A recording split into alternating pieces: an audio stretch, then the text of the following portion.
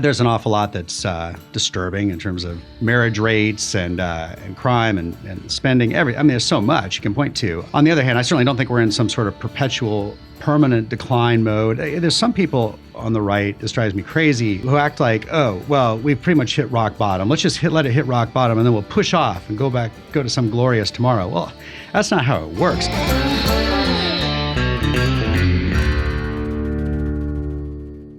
Welcome back to the Kevin Roberts Show. As we sit here and record this episode, it seems like Washington, D.C. is figuratively ablaze with a speaker race. We're not talking about that in this episode, I'm happy to say.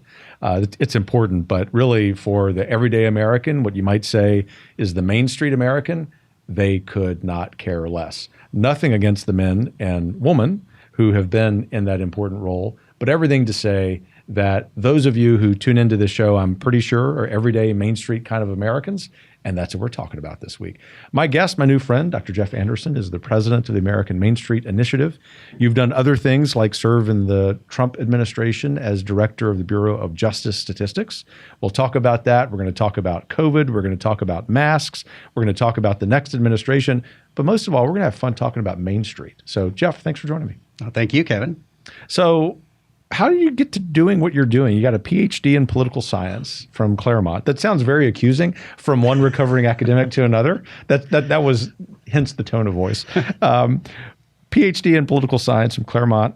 You were a professor at the Air Force Academy, great institution. I want to talk to you about that because I always thought that I might want to teach there one day. And also, you've done so much in the public square. And here you are, one of the leaders of the American center-right movement and making a real impact. How do you explain that? Well, I guess it's a little bit of an eclectic background. I liked being in academia. It was great teaching at the Air Force Academy. I wanted to have a little more direct impact on our politics, so I moved out to D.C. a little over a decade ago and have been in a variety of roles. I was in the Trump administration, as you said, as the director of the Bureau of Justice Statistics, which is the statistical arm of DOJ. We put out all the stats on crime and punishment, and that was a great gig. Did that all the way through the end of the administration, left the same day President Trump did. And then I started my current group, the American Main Street Initiative. And I did so because I was looking around the landscape, both before and after leaving the administration. And I was struck by the fact that, clearly everyday voters cared about a lot of these Main Street issues. And a lot of politicians did as well. But the think tank world in D.C., the policy shops, there wasn't a lot of focus on that at all. And this is, of course, before you got to Heritage, and changed Heritage's focus quite a bit in that direction, which I think is terrific. And so I thought everyday Americans really need the intellectual support in D.C. to help push ideas in the public square and help move them into policy. How's that going? How's that effort? I think it's going great so far. We've been very focused on a lot of issues that, again, I think everyday Americans care about, that a lot of the establishment think tanks wanted nothing to do with, like masks, fighting mask mandates, illegal immigration, national debt, adhering to our founding principles, the separation of powers, fighting wokeness, all these sorts of things. Well, thanks for all that work. I actually want to talk about a couple of those things you mentioned, masks and wokeness. But let's start with masks, because I thought with great celebration that until the last 4 or 5 weeks that we were done with masks forever. and I traveled all during COVID. Sometimes I was one of 4 or 5 people on an airplane traveling from Austin, Texas, usually up here to D.C., where the group I was leading then opened a D.C. office. And I was never scared. I was never worried. I don't dismiss other Americans who had different thoughts. That's the great thing about freedom and free will. Wasn't ugly towards them. Most of them were not ugly towards me, but I was flying and I was doing my job. But the point is, I got tired of wearing a mask on planes. It was the only time I would wear one. And so 4 or 5 weeks ago, I'm walking around in D.C., which is the first problem.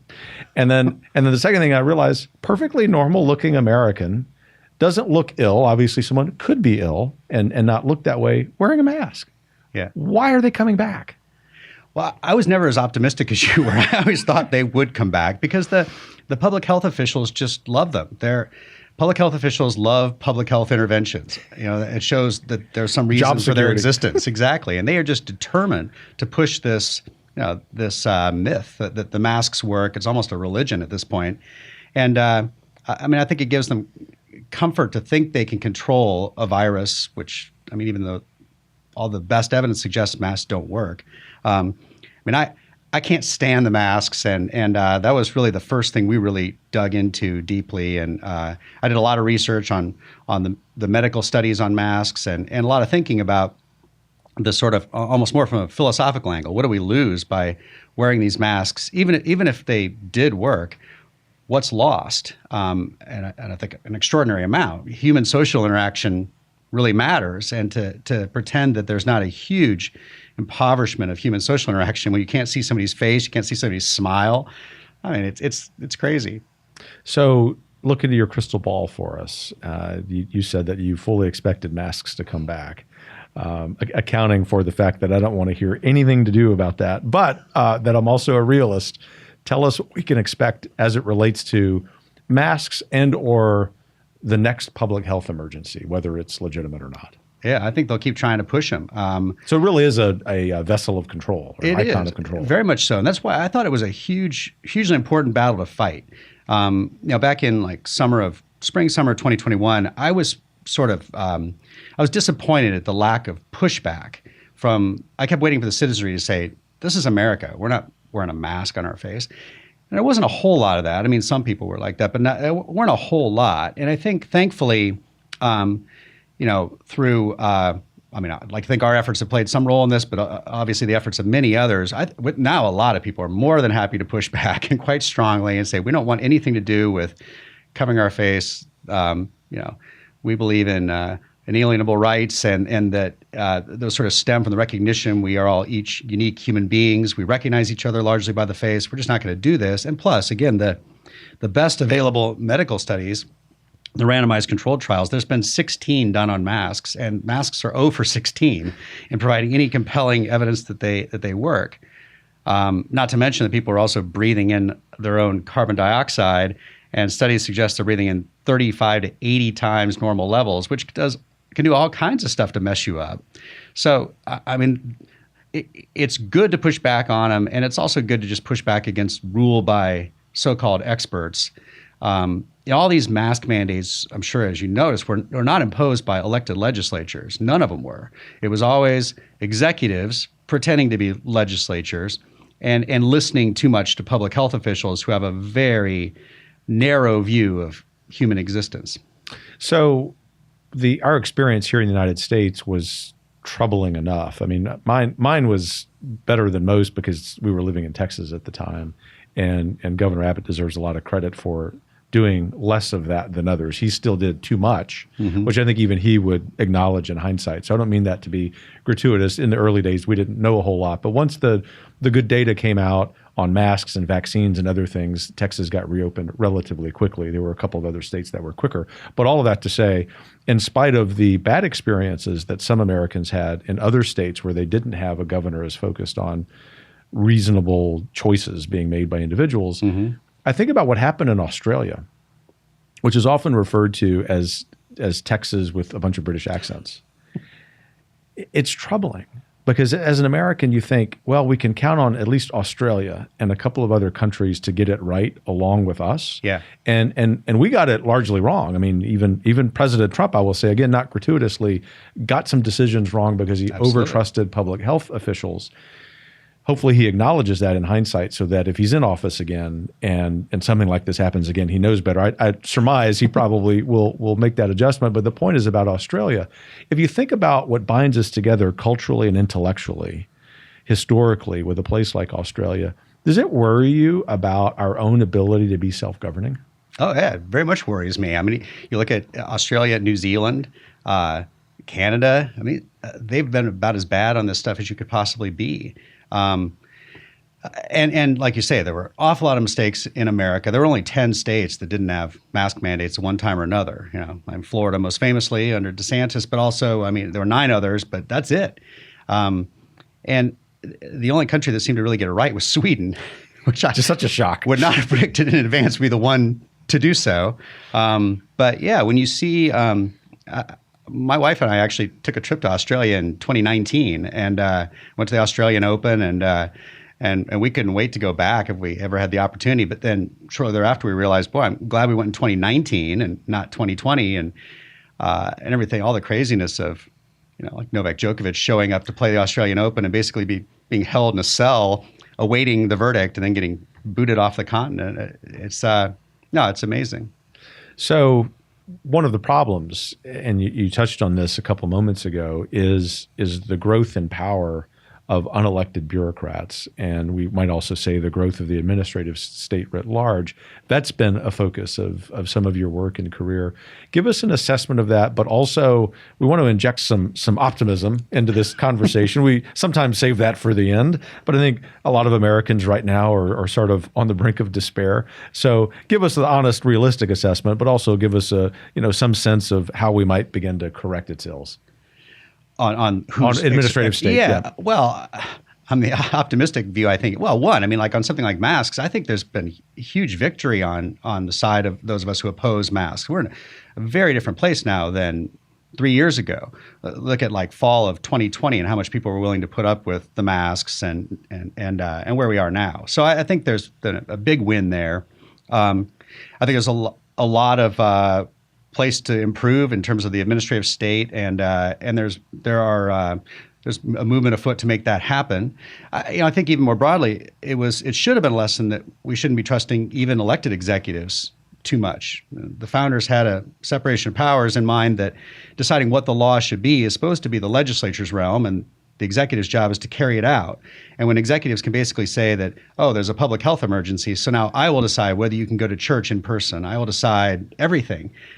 I mean, that's highly problematic, I think. I don't think there was nearly as much pushback on that as I would have liked to have seen. And so I'm glad we're getting a chance to address that today. But there's our founding principles continue to be rock solid guides for the future. And there are plenty of Americans who believe strongly in them, or at least have an intuitive sense that they're right. We just need to get the so-called elites in the Washington, New York corridor to come on board. Let's delve into that in some detail, because you're familiar with, even part of this effort that Heritage is leading, Project 2025, which often is described as a presidential transition project, and that's fair and accurate. But to your point, it's actually even bigger than that. It's more ambitious than that. It is an attempt, bar none, to dismantle the administrative state. Right. And sometimes I'm told, because I don't consume any leftist media, don't really consume DC-based media, wherever it is on the political spectrum, because it's just not Main Street, frankly. Right. It really skews your perspective. But I'm told that the leftist media is just fixated with this phrase that we use with Project 2025, dismantling the administrative state, because they equate that phrase with destroying democracy, which I know probably gets them clicks and views and all of that, and that's fine. But in fact, the administrative state has destroyed democracy, or at least significantly harmed it, both from your practical work experience as well as your academic experience. Walk us through that connection. Yeah, well, I mean, the fact that they think dismantling the administrative state sounds like destroying democracy that speaks volumes right there, right? I mean, democracy, a republic, we're supposed to be a nation of free, self-governing citizens who elect people to represent us, make our laws, and then we have an executive branch to carry that out. We don't have an executive branch that's supposed to decree how we can live, like what kind of car we can buy or drive, everything under the sun that the executive branch is now involved in. I mean, you look at the war powers. It's really supposed to be Congress that decides whether we go to war, and the president who decides how to carry it out once begun, which is a very sensible division of power that the founders debated extensively. I think they got it right. And most of the places that we have had problems in our country, I think, where Main Street Americans have suffered, it's been because we have deviated from our founding principles, and we've got way too much consolidation and centralization of power in D.C., way too much of that in the hands of unelected officials in the administrative state. I mean, and at various times, although not so much right now, the courts, the Supreme Court is the one institution right now that's actually functioning probably better than it has in, I don't know, close to 200 years. Yeah, a long time. Yeah, I mean, all the way back to the founding, really. The Marshall Court, I think, is about, you have to go all the way back to there. So thankfully, we have that going well, and it's a sign that we can make progress with other things. I mean, the Supreme Court's renaissance, if you will, certainly didn't come about by accident. A lot of work went into that, and similar work, I think, is groundwork's being laid on the administrative state. So I'm hopeful. So where would you key in? I mean, you worked in the Department of Justice. We'll talk about that in a bit. Would you focus on that agency if you were limited, as you were given a magic wand, let's say, to begin dismantling the administrative state? Do you start with DOJ? Do you start with another agency? Where do you think you start, not just for the intrinsic worth of what you would correct there, but also because politically or strategically it gives you some momentum toward dismantling the administrative state writ large? Let me tell you why I asked that question. As we coach, brief political candidates for president, and an increasing number of governors who are interested in this kind of thing in their state capitals with Project 2025, a lot of their questions are about strategic. The other metaphor they use is, what strand do you pull on first to cause the thing to begin to unravel? Given your experience and also your academic background, I'm curious if you've thought about what that strand is, what that agency is that you start on. I don't know if it's quite as easy as just having come on, one. I want it to be that easy. I mean, I'd love to shut down the Department of Education or what have you. But unfortunately, you've got to lay the political groundwork for these things. I think most Americans now, they hear that and they think, oh, whoever's trying to do that is against education, which of course is furthest thing for the truth. We want education to be controlled where it should be at the local level, not even the state level, really, the local level, not the federal level. But I think you mentioned my old Department of Justice. Plenty of work to be done there, of course, with the FBI in particular, which has become sort of a rogue entity and thinks it just is in control of itself. But I guess on your point about like the strand to pull, the one thing that I found was the biggest impediment to actually getting at least a balance of perspectives among career employees is the federal HR departments, human resources departments. I never hear anybody talk about this a whole lot, but to me, the one thing that I ran up against the most as a director of a bureau as a headache was these HR departments. They're all staffed by career folks, and they seem to think their goal is to stymie political appointees, keep them from hiring the people they want, keep them from disciplining federal employees, or more exactly, to keep conservative political appointees from doing these things. I think they have a much lighter touch in other contexts. But the HR folks, they have all these Byzantine rules, only they know them, and it's very hard to push back. It took a lot of time and effort I was able to mostly win my battles with them, but it really was exhausting. And I think we've really got to go after that. There's no way you should be able to have this pure civilian control almost outside of the political appointees realm of these HR departments. And all these rules that they decree and seem to often make up on the fly, most of them I think have been are probably just a product of some prior administration or some prior administration's HR folks. So they can be undone immediately by a new administration. Let me give you one example. So when I was BJS director, I got to hire, I think, 19 people out of a shop of about 55 over the course of my time there. But most of the time we were under direct hire authority, so-called, where you can just pretty much push HR to the side, hire who you want, because I was hiring statisticians and their federal government has a hard time hiring them. So there's direct hire authority was there. One thing we could do is have a lot broader use of direct hire authority. But one time I tried to hire a couple people who were not under that authority. And I got a list of maybe 75 or 100 resumes. And as was my practice, I read through all the resumes and decided who I wanted to bring in for interviews. Then I'd have my staff interview, and then I'd get their feedback, and I'd do the final interviews and make the decision. There's a lesson even in that approach for anyone wanting to serve in government, is you do have to be a micromanager with hiring. Yeah, it took a lot of time, but it was worth it. And so I give a list of about 25 or 30 resumes to HR. I say, I want to have my staff bring these folks in for the first round of interviews. And they came back and said, you can't bring any of those people in. I said, well, why not? I said, they're all from the private sector.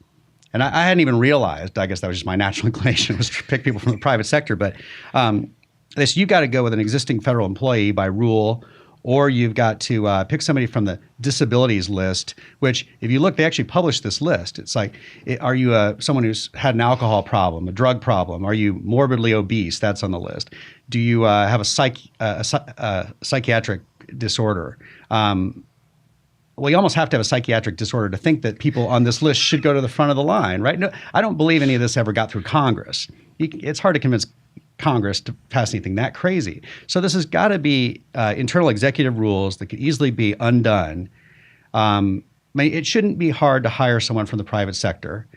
We shouldn't be putting people who struggle with various things, alcohol and drugs, to the front of the line. This kind of stuff is constantly in operation and thwarting the will of political appointees, and it's got to be addressed.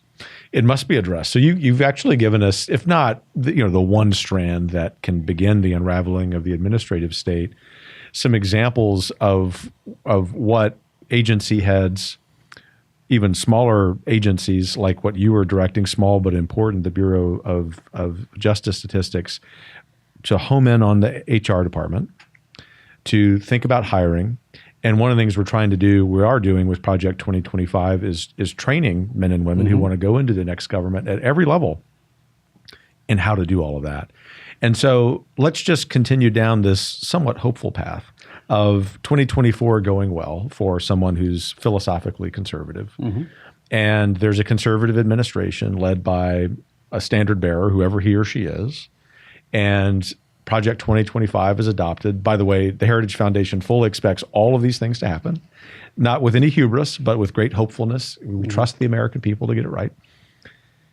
You say maybe start with the Department of Education, maybe home in on the FBI. Whatever the playbook is, this is the question.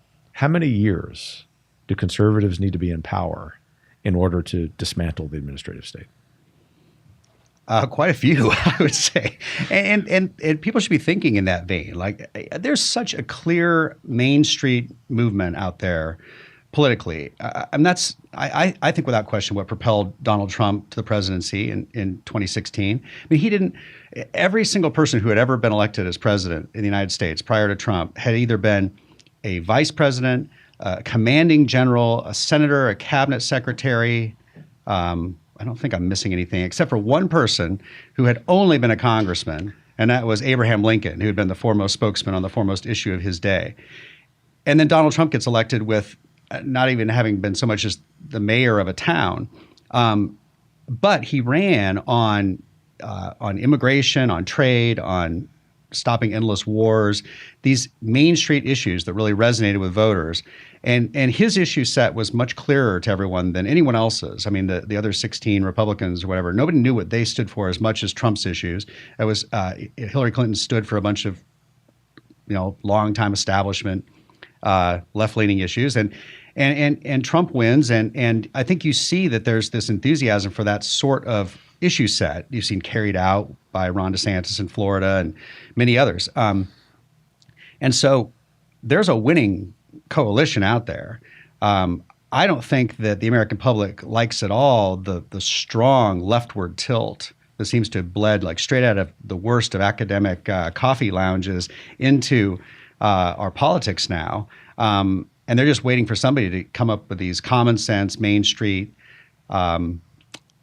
policies, this agenda, and I think you could have a lasting governing coalition, but it's got to be, this is where actually being savvy politically comes into play, and candidates matter, and messaging matters, and we'll see how it goes. But there's certainly the potential there for a major shift, and conservatives to have power for quite a while, in which case a whole lot could be done with the administrative state. Yeah, that we ought to be resolute, sober-minded about what we're up against, but also hopeful that we can get this done, that we've got the plan, potentially the candidates at every level. As I often say, I imagine you would echo this too, while the presidency is important, obviously, while every seat in the U.S. House, U.S. Senate's important, governorships are important, it's also important that Main Street Americans focus on school board elections, on city council elections. Yeah, right. I mean, this more and more, especially in the last year, as I travel the country and people ask, well, Kevin, you give us an update on DC things, but what suggestion, what recommendation do you have for us in terms of reclaiming the public square? And I always say now, unfailingly, start local.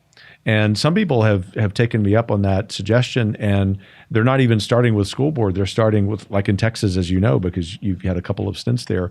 There are something like 3,500 special purpose districts, water districts, emergency districts. probably most of them shouldn't even exist. But the fact is they do.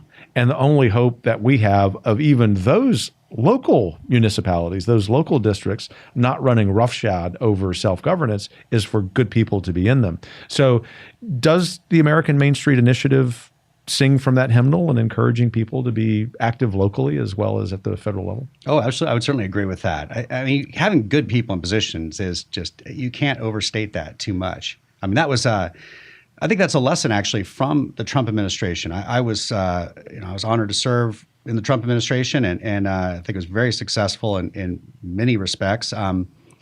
But there was a weakness in getting good people into positions. There was a sort of log jam at the presidential personnel office. For some reason, people just didn't get through. And so you had career folks. I mean, it's actually mentioned in the Mandate for Leadership book. It was the slowest filling of positions that we'd seen in recent decades. And the result is career staff just control everything then if you don't have the political appointees in position. But it's not enough to just have them there or at the local level. It's important to have the right people there. If you have somebody who's not going to do anything worthwhile, it's not worthwhile to have them there. So from a Main Street perspective, what do you think the 2 or 3 major issues are for the 2024 presidential election? Wow. I mean, I've been so focused on the issues that we think have been important to push, like, the mask mandates, illegal immigration, which has just been so bad under President Biden. Worse, I think, even than most people realize. It's hard to fathom the scale of it. It is really extraordinary. I mean, I think the national debt's a huge issue. We've been trying to push hard, the separation of powers stuff, but I'm not sure all of those are necessarily going to be the top shelf issues for the election. To a large extent, I think immigration will be a big issue. It's kind of a question of, does it become, a really big issue or not? Some of that's a matter of letting the American people know what's really going on down there.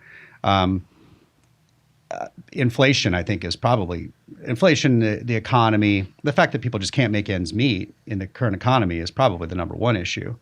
But you got no shortage of issues with all the. Unfortunately, yeah, there's all kinds of craziness going on right now, and it's always hard to predict as well. I mean, I don't think oftentimes what might end up being on voters' radar a year from now on the cusp of the presidential election may be quite different than what we think. That is so true. It seems that for most of those, you could put them in this bucket of a messaging bucket. It's something that Heritage is spending a lot more time on because we think we've got the policy solutions, right? We'll always continue to do the work. But what we were asking ourselves, what can we do that gives us even the ideas even bigger impact? We're not worried about the credit ourselves. And that is figure out which messaging you lead with. And it seems as if, to your point, that if you lead with Americans, a growing percentage of Americans don't believe the American dream is possible for them. They actually often, in some of the focus groups, message testing we do, describe this as a feeling of loss, almost as if they've lost a loved one. And a lot of Americans, if you think about the emotional state they have right now, on the brink of despair, some of them actually despairing, we know that qualitatively, that they're saying they are insecure. They're increasingly financially insecure because of government spending, which of course has a direct impact on inflation. They're feeling insecure. We hear this from proverbial suburban women regarding lawlessness, right, public safety. Some of that directly affected by what's going on at the border, but some of it directly affected by a district attorney who doesn't want to prosecute violent crimes. And what they're saying is, we need a man or a woman as president of the United States who, A, understands this, doesn't vilify us for having these emotions because we still believe in America, but we're beginning to doubt it. And secondly, gives us a plan. And thirdly, isn't so ideologically dogmatic that he or she can't bob and weave and be pragmatic without betraying their principles. And it seems to me, as a lifelong movement conservative, that kind of sounds like Main Street conservatism. It does, very much. I mean, these are very basic notions, right? Have a government that spends within its means, actually enforce the laws as written, don't allow just rampant shoplifting and that causes stores to close all over the place. And usually in neighborhoods where people are poorer, it's always the poorer people who end up getting the worst of these horrible government ideas. These are basic blocking and tackling notions, basic functions of government. I mean, I think our moment right now, I think, reminds me somewhat of like the Carter years when everything seems to be declining, and of course, the aftermath of that was quite good with Ronald Reagan, 8 years of Reagan, and we weren't able to sustain that quite as well as we might have liked, but and I think we can hope for another round of something like that. Although in another sense, it's almost more of almost a Nixonian moment, right? Like just law and order, police the border. We seem to have to relearn all of the same lessons over and over again. The crime sprees of the 60s and 70s, and how by actually having broken windows policing and enforcing the little laws, it created a culture of people abiding by the law, and we saw not only small crimes but major crimes drop precipitously. Policing the border is not a very complicated notion. You just simply have to want to do it. A lot of these things, the sort of no nonsense, almost Nixonian view, I think, that's what where most voters are, I think. Yeah, it makes me think about a couple of conversations I had yesterday with journalists, and both of them asked me versions of this question, which I'll ask you. Kevin, do you think America is in decline? And my answer was, some days I think that, even though I'm very hopeful about the American future. In other words, something or someone can be in decline and arrest that decline and improve. Right. So it doesn't mean like you're fatalistic. Like it's, some friends on the new right say, oh, we're like in the epilogue of American history. This thing's over. Well, we don't know that, right? But the point is, my answer was, tell me what you think about this. We're on the brink of decline. Like if we, which is a little evasive, but on purpose, so that I'm not discouraging people. But here's full disclosure, and you get to tell me, given your experience, what you think. That the reason I say we're on the brink of decline is because it's apparent to me, for example, since Reagan was president, that while we've had some successes, that a lot about American civil society is worse, frankly. Yeah. And we got to fix it soon. Otherwise, we will be in a pretty significant decline. Yeah, I guess I would say I think we've been declining. Oh, there you go. I mean, I think to some degree across several decades, and probably since Reagan, but certainly more sharply in just the last few years. There's an awful lot that's disturbing in terms of marriage rates and crime and spending. There's so much you can point to. On the other hand, I certainly don't think we're in some sort of perpetual, permanent decline mode. There's some people on the right, this drives me crazy, who act like, oh, well, we've pretty much hit rock bottom. Let's just let it hit rock bottom, and then we'll push off and go to some glorious tomorrow. Well, that's not how it works. I mean, that shows an incredible lack of imagination, I think, to imagine how much worse things can be. Like you were talking about, like Australia and can add New Zealand, whatever. Look around the world. I mean, who's got it right now? We're still the last best hope on earth. And as Reagan said in the Time for Choosing address in '64, I mean, hitting rock bottom is probably after like 1,000 years of darkness. So I think we have to fight very hard to keep, hopefully to push back and say, have an upward turn and start to rise again. It's going to be some ebb and flow. But it'd be great to have a few decades of continual rising. But even if things continue to decline, as we've seen over the last few years, they can decline a lot faster if you don't work hard to make that decline slower. So that's not necessarily the rosiest way of looking at it, but it's reality that you've got to fight to make things as good as you can make them and not count on some fanciful notion of hitting rock bottom, of pushing up and having it be all of a sudden, we don't. In a way, it's an escapist mindset, I think. Like it's hard to prevail, so let's just indulge the fantasy. So you kind of answered what has become the proverbial final question here about why are you hopeful in spite of all the challenges. I've had a couple of guests say, well, that presumes I'm hopeful. But I gather that you are, even from your countenance, those of members of the audience who are watching can see that in you. So let me ask you a practical version of that on behalf of the audience, but also for myself, for all of us at Heritage. Given that plan that you just laid out, that we've been in decline, but we don't want to go to rock bottom. I also agree with you in your assessment of that sentiment, but we need a few decades of getting things back on track. Yes. What 2 or 3 things would you suggest to members of the audience for them to do? We're not looking for grandiose things, but anything, especially given the time you spend with Main Street folks, anything practical come to mind that might encourage people, or they may listen to this conversation and say, man, I want to go do X, that you would suggest?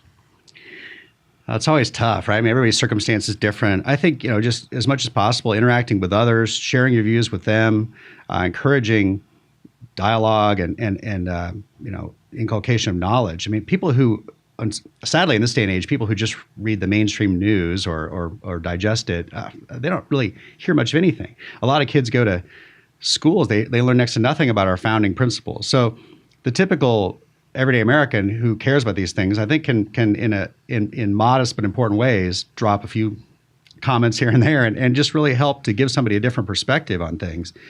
I think that's important. Trying to get involved in various groups and our the Tocquevillian civil associations that have always been like the beating heart of America are crucially important and have been weakened of late. So I think anything you can do to get involved with your community, your church, anything is typically good. And just staying informed on the issues and voting in an intelligent way, getting a knowledgeable way, getting involved in the political realm to the extent you can at the local level, helping out with campaigns, whatever. I mean, all these things are good. Getting involved in our schools. I mean, our educational system is probably, I mean, in some ways, I think our political system is in better shape than our education system at this point. Especially our colleges are just pretty much a disaster at this point. And I don't think our elementary and secondary schools are not a whole lot better. They've got to get better. I mean, you see a lot of this with like people. I mean, here's a personal choice people can make. Pull your kids out of a horrible public school and homeschool them. Not the easiest thing to do, but my wife and I are involved in that to some extent. My wife does the lion's share. Likewise. Yeah. And, but that's crucial. If you want to have a next generation that actually knows something about traditional American mores and our founding principles and doesn't just get whatever somebody chooses to try to indoctrinate them with in the public schools, well, that's a huge matter, taking care of your own next generation. Yeah, we got to dig deep to do this, right? It's we got to be creative, and as has always been the case with not just Americans, but other societies that have had self-governance, none of them to the extent that we do, we have to sacrifice. Absolutely. And that's not a bad thing. It's a good thing because we regenerate this desire for human flourishing and self-governance by doing so. Yeah, it's a very happy sacrifice to be Republican citizens, small r Republican citizens. Jeff Anderson, Director of President of the American Main Street Initiative. Thanks for what you do. Thanks for being here. I look forward to having you back many times and collaborating with you. Thank you, Kevin. I really appreciate being here. It's great to talk to you. Yeah. Well, I hope you enjoyed that conversation with Jeff. I didn't promise this on the front end that it would be hopeful. I sort of figured it would be, but if you listen to this, you know that it was. So we thank him for being here. We thank you for maybe following up with one or two of those points that Jeff made. And in the meantime, in spite of all of the challenges facing America, keep your chin up. We're going to win.